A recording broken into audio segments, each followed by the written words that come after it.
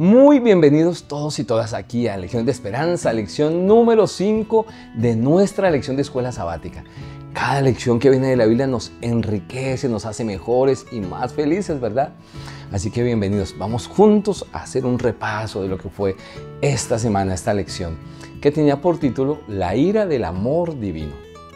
Ahora, en relación a esto, la compasión de Dios es generalmente celebrada y anhelada por muchas personas en el mundo. Pero hay muchas personas que piensan que si Dios es amor, nunca debería expresar ira. Sin embargo, esa idea es equivocada. Algunos afirman que el Dios del Antiguo Testamento, mencionan, es airado, mientras que el del Nuevo Testamento es simplemente amoroso. Pero aquí hay algo interesante, solo hay un Dios. Y ese Dios se revela como el mismo en ambos testamentos. El Dios que es amor se enoja ante el mal precisamente porque Él es amor.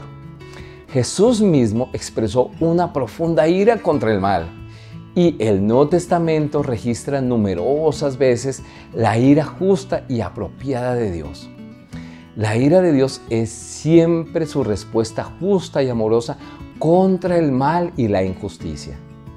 En consecuencia, el mal provoca la pasión de Dios en favor de las víctimas del mal y en contra de sus victimarios. Podemos decir que la ira divina es pues una forma de expresión del amor divino. Ahora, la Biblia nos dice que Dios ama la justicia y odia el mal. El pecado y el mal despiertan su ira. La ira de Dios es una pasión expresada en favor de los oprimidos y de los maltratados. Dios odia el mal porque éste siempre hiere a sus criaturas, el objeto de su amor. Aunque en muchas ocasiones ese dolor pueda llegar a ser autoinfligido o que la misma persona se lleve a esa condición. En los relatos bíblicos, Dios es provocado repetidamente a la ira por algo que los eruditos han denominado o han llamado el ciclo de la rebelión. Este lo describen con las siguientes etapas.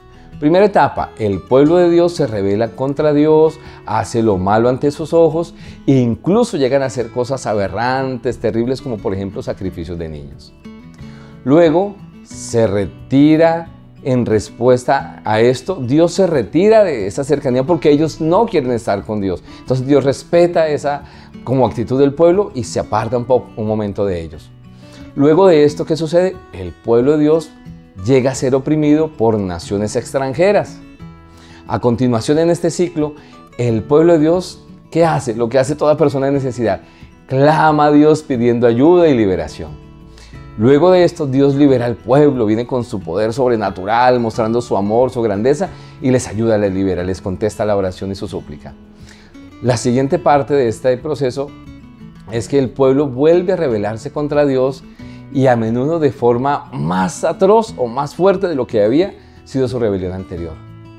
En este ciclo es interesante ver cómo se repite, cómo el amor de Dios está allí con nosotros. Pero a pesar de esto, Dios se enfrenta una y otra vez a la infidelidad, a la maldad humana, con fidelidad interminable, con una paciencia inigualable y una gracia asombrosa de compasión profunda por todos nosotros. El libro de Salmos sobre este tema nos dice lo siguiente en su capítulo 78, versículos 37 y 38. Pues sus corazones no eran rectos con Él, no estuvieron firmes en su pacto, pero Él, misericordioso, perdonaba la maldad y no lo destruía. Y apartó muchas veces su ira y no despertó todo su enojo.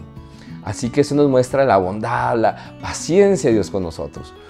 Otro de los temas que estuvimos mirando esta semana era Dios es lento para irarse.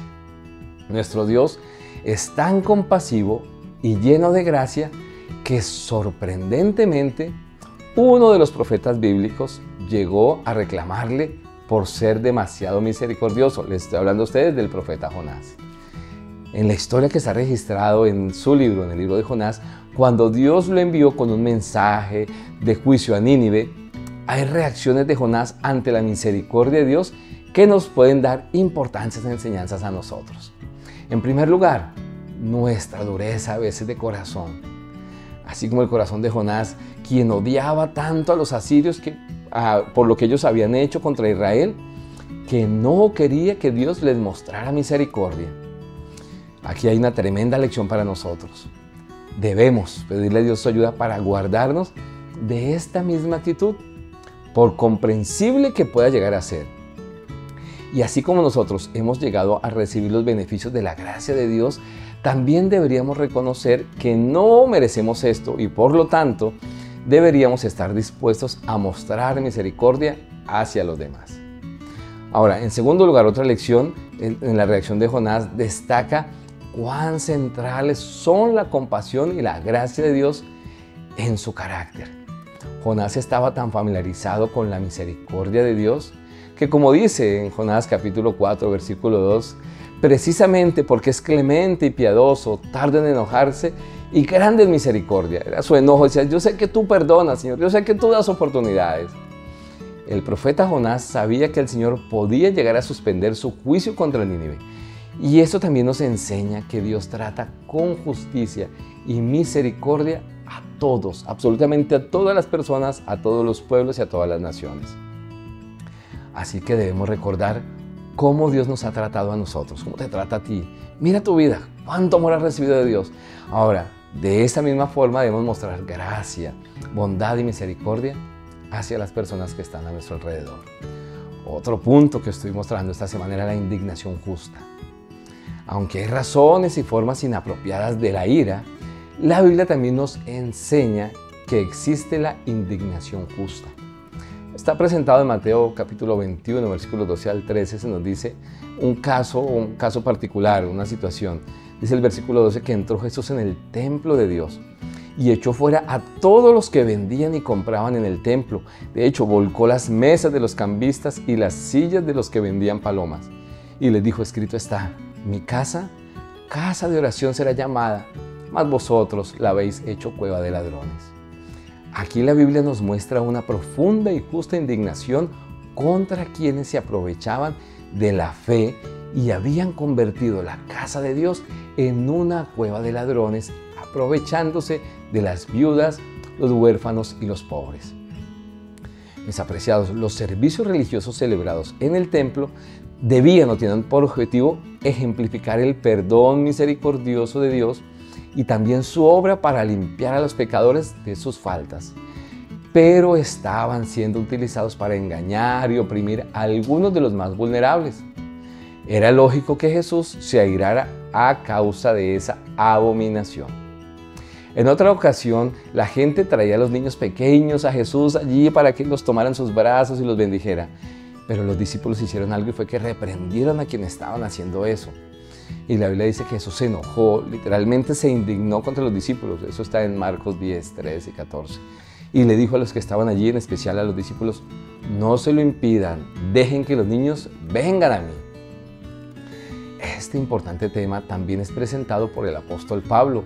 En el libro de Romanos, capítulo 3, versículos 5 y 6, dice allí, y si nuestra injusticia hace resaltar la justicia de Dios, ¿qué diremos? ¿Será injusto Dios que da castigo? Hablo como hombre, dice el apóstol.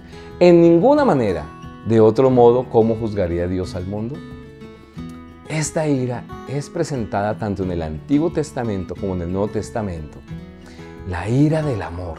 Sin embargo, los planes de Dios no es que nosotros seamos el objeto de la ira y seamos castigados con los juicios, sino que tú y yo alcancemos misericordia, alcancemos salvación por medio del ministerio de nuestro Señor y Salvador Jesucristo. Debemos ser muy cuidadosos de llegar a justificar la ira que surge del egoísmo humano a veces y a veces tratar de defenderla como si fuese justa indignación. Dios no se complace en afligir, fue otro tema que estuvimos trabajando muy interesante. Si no existiera el mal, Dios no se enfadaría. Su ira se expresa solo y siempre contra lo que hiere o afecta a su creación, a sus hijos. Lamentaciones capítulo 3, versículos 32 y 33 menciona que Dios no se complace en afligir, o literalmente no aflige de corazón, con intencionalidad. Dios no quiere dañar a los malhechores, pero el amor de Dios y el amor exige justicia. Esta verdad es manifestada en el reiterado perdón de Dios concedido a su pueblo en repetidas oportunidades. Todas esas oportunidades que Dios le daba para arrepentirse y reconciliarse con Él. Por medio de los profetas, Dios llamó una y otra vez a su pueblo, pero muchas veces se negaba a escuchar. Y muy seguramente si estamos escuchando esto, puede ser que Dios nos esté llamando a nosotros también a reconciliarnos con Él, ¿verdad? La disciplina de Dios a su pueblo siempre está para su bien, como cuando un buen padre disciplina con amor a su hijo. Según Esdras capítulo 5, después de que el pueblo provocara persistentemente e impenitentemente la ira de Dios, el Señor acabó por retirarse y entregó entonces al pueblo en manos de un rey o un líder babilónico llamado Nabucodonosor, quien era rey de Babilonia. Pero Dios lo hizo solamente después de que, como menciona Segunda de Crónicas capítulo 36, ya no hubo remedio, ya no hubo más que hacer. Más tarde también el Señor juzgó a Babilonia por la devastación excesiva con que ellos castigaron o afligieron a Judá. La ira de Dios contra el mal, que tiene como fin erradicarlo, procede de su amor por todos y su deseo del bien final del universo. Tengamos presente que a su vez está en juego toda la cuestión del pecado, la rebelión y el mal. Eso también nos dice que deberíamos ser más lentos para la ira y más pacientes con los que nos rodean. Y hablando de esto, otro tema que trabajamos esta semana era mostrar compasión. El amor, no la ira, es esencial para Dios.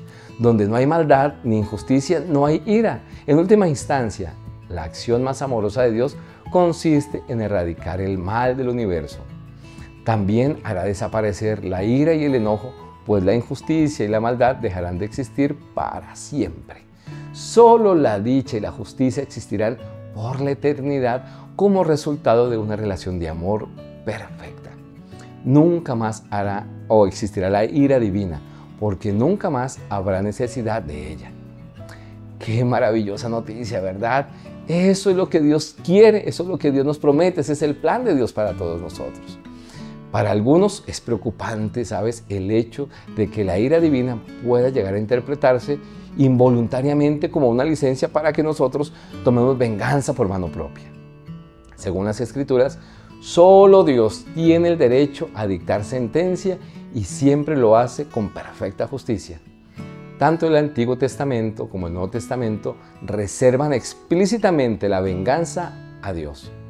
Como escribe el apóstol Pablo en Romanos 12:19, citando Deuteronomio 32:35, allí se nos dice: no busquemos vengarnos, amados míos, mejor dejemos que actúe la ira de Dios, porque está escrito: mía es la venganza y yo pagaré, dice el Señor. La justicia, el dar a cada cual lo que merece, es algo solamente que compete a Dios. Nuestra parte consiste en reflejar su carácter y tratar de mostrar su bondad a quienes van junto a nosotros en este camino de la vida. Y también ayudarlos a conocer mejor a Dios y su plan de redención y salvación. El cuidado de Dios por todas sus criaturas exige que apliquemos justicia y eliminemos definitivamente el mal de nuestra vida, y al final Dios lo eliminará. Resumiendo este tema, te quiero decir, Dios siempre actúa con justicia. Luego te quiero decir, nunca es ni será la intención de Dios causarnos dolor.